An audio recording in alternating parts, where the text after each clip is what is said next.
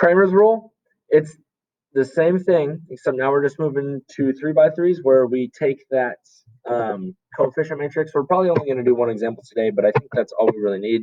I feel like the rest would just be repetitive. So you have to take the determinant of the coefficient matrix when we're solving systems of equations, right? Now we have 3 equations with 3 variables. System of equations is still, we did it with just 2, but now it's really 2 or more, so we could have as many equations as we want, and that'd still be a system. And essentially, we just take the coefficients on all of these and take the determinant of that matrix, which they call C, the coefficient matrix, and that's what we're going to divide everything else by. And then it's the same idea where we have this variable matrix of what these things are equal to. And when we take those individual ones, we replace it with the column of that variable. So X is the first column, Y is the second column, and Z is the third column that we would replace. So again, yeah, what's up? What is this for? Like in real life? In real life, systems of equations pop up everywhere, pretty much. And this is actually one of the ones where I said yesterday, this is like kind of like linear algebra, which is a course I took in college. And when I was sitting in that course, I was like, this class should be mandatory for like all engineers, because matrices are so incredibly useful when you're dealing with systems and stuff. And I mean, so the problem with math is we deal with stuff in such an abstract way that it's kind of hard to see, right? We're just doing stuff with X's and Y's and Z's. So it's kind of like, you know, what are we going to need X's and Y's and Z's for? But, you know, the reality of the situation is that when you're presented a problem in real life, you know, you could do a lot with X and Y's and Z's because they can represent whatever you need them to represent. And so, like, when you ask, like, what is it for? It's kind of like a bad answer, but, like, I don't know what else to say besides, like, anything, right? Like, you can make an equation out of almost anything you need to, right? If you're, like, I don't know, an environmental engineer, and there's a certain amount of, you know, but then it also combines, like, other math skills, like calculus maybe, where you deal with a lot of rates of change and derivatives. Maybe there's a certain rate of change of pollution in a lake, and that's, you know, dripping into a stream. And, you know, you're talking about the different rates of those things.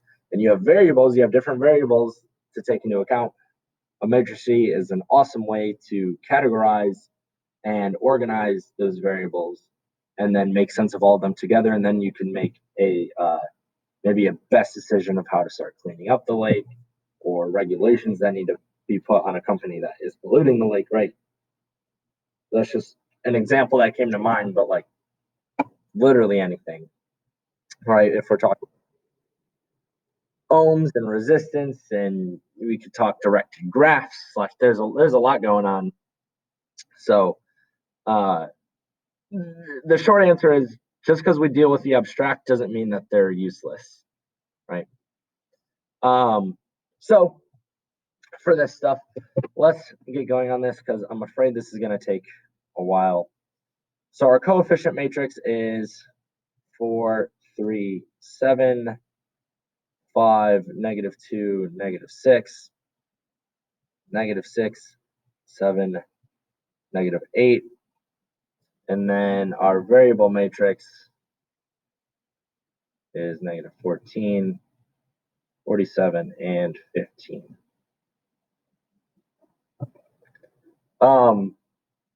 And so now the first thing I would like to do is just take the determinant of our coefficient matrix.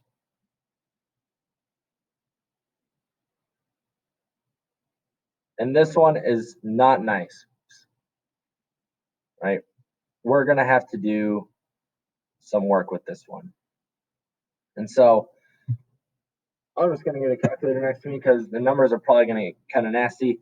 We can go down any row or column we want. There's no zeros anywhere, so nothing's really nice. So I'm just going to go along the first row.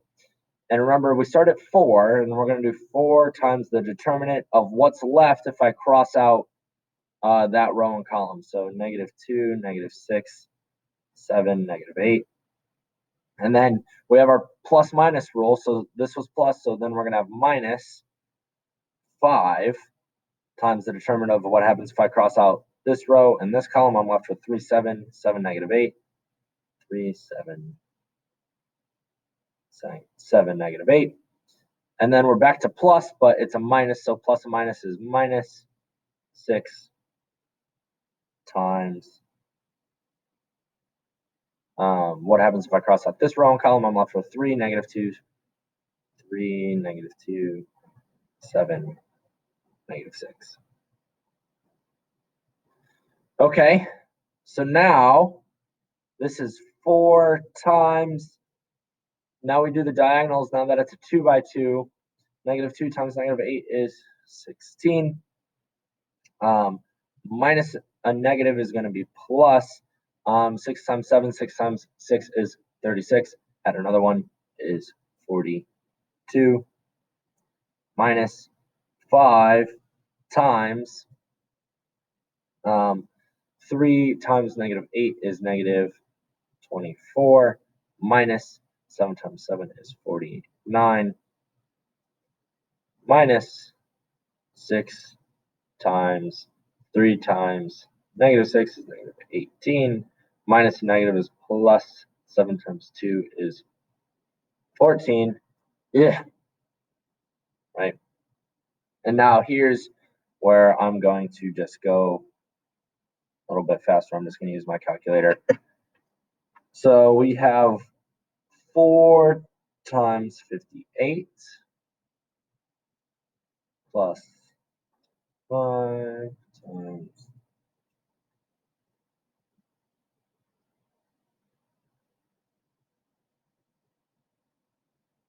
Oh, hold up.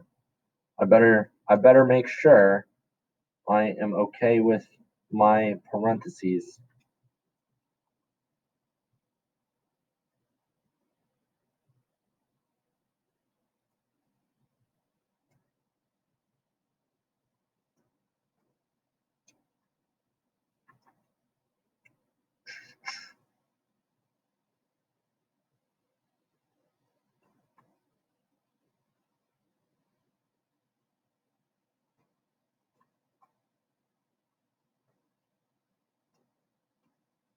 Oh, what a gross number.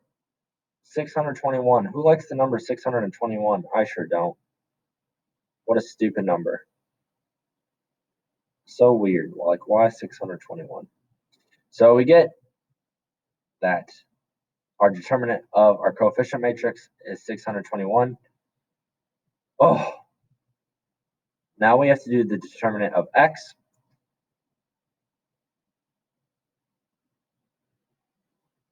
Right? And that's going to be, we replace this row with these numbers, so -14, 47, 15.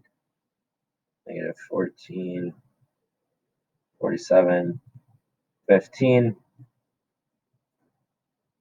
And then repeat 5, -2, -6.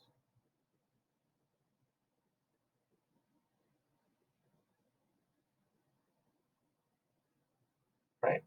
Then -6, 7, -8.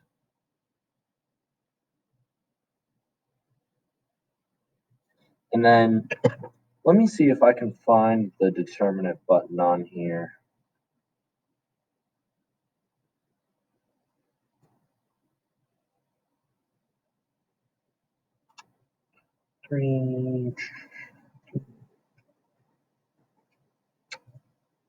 Hold up.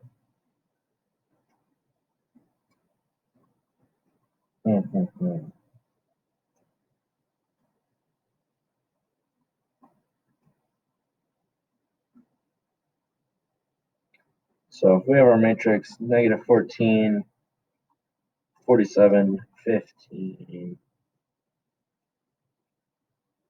5, -2,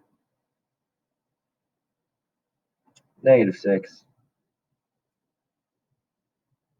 -6, 7, -8. Awesome.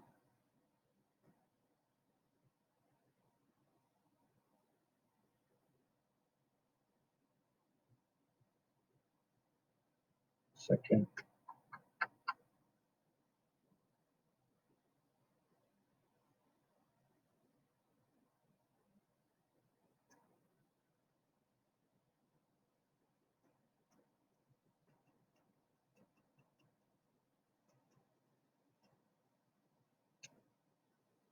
I wonder how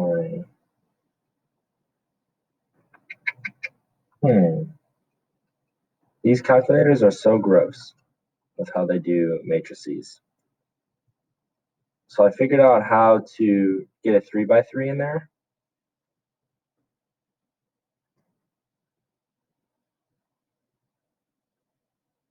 But now I want to get out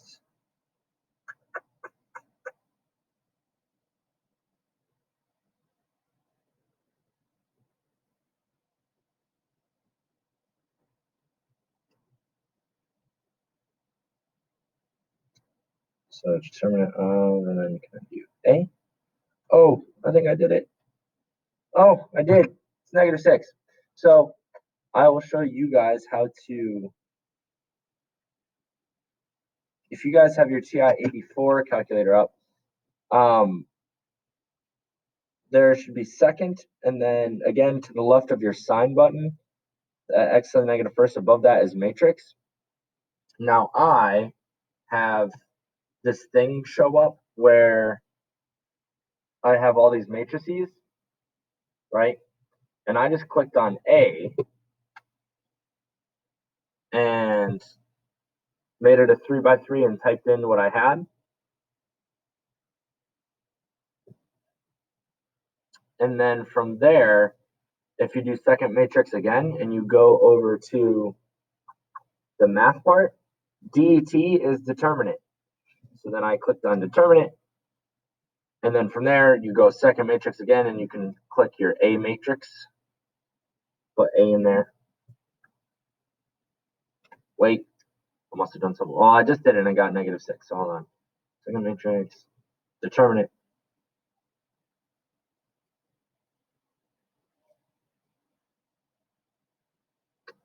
Hold on.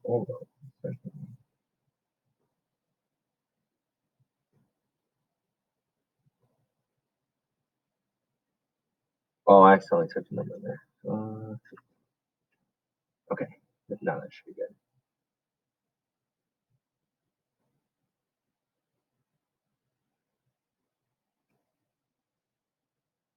Okay, quit out. Oh, I see. Okay. So second math determinant, second matrix, and then you pick your matrix. So I put it in matrix A, then you take the determinant of it. It's not -6. I was hovering over -6. Just it's a gross answer of, I was gonna say maybe a lot of negatives cancel out because that seems like a small number, but 3105. And then that might be the way we want to get used to it. Unfortunately, maybe I can, as soon as I get like IT to give me a graphing calculator on here, I can make a screencastify video of how to use calculator because I know it's a little rough, kind of me telling you how to do it. But then we just keep doing the same thing. So now we need the determinant of y. So now I leave this as -6, 7, 8, and I put these numbers in here. And then our first numbers were what? 4, 3, -4? No, 4, 3, 7. 4, 3, 7. And so now I'm just going to go ahead and do that in my calculator because we know how to do the determinant, and that's just going to be nasty. So second matrix, edit. And then here I'm doing 3 or 4, 3, 7, -14, -47, or +47. and 15. Then I can quit out of there. Second matrix, math, determinant. Second matrix, stick the one I had in there and the parenthesis, negative 1,242.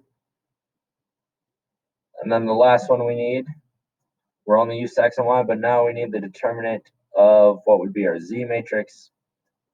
So we're going to do 4, 3, 7, 5, negative 2, negative 6, and we replace the z column with our variable matrix. Really no different than the 2 by 2, it's just gross and cumbersome, right?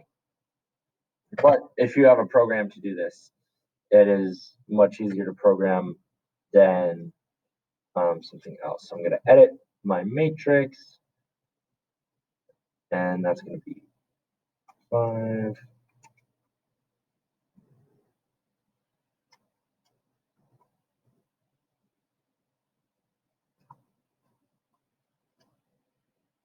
Okay, then I'm going to quit out of there.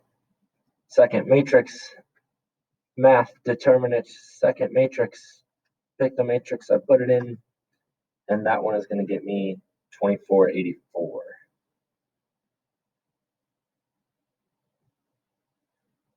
And so if you're using a calculator, it's not really that bad, right? And then from here, we can just find x is going to be this, the number you found for its determinant, 3105 divided by 621.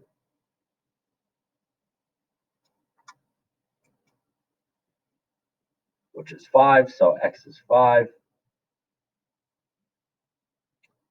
This one, y is going to be negative 1242 all over 621.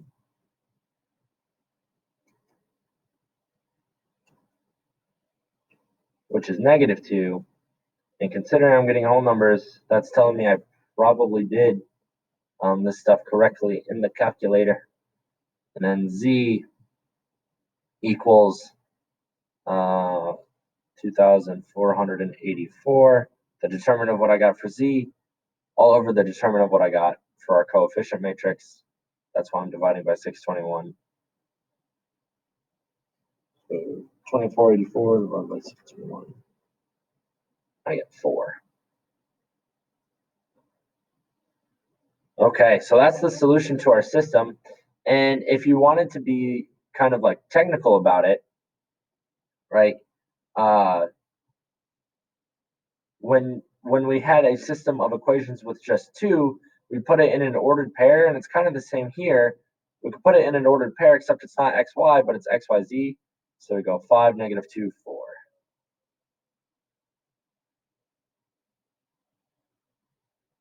Right. Delta math just asks you for the determinants of each of the matrices, and I think solutions to both x, y, and z.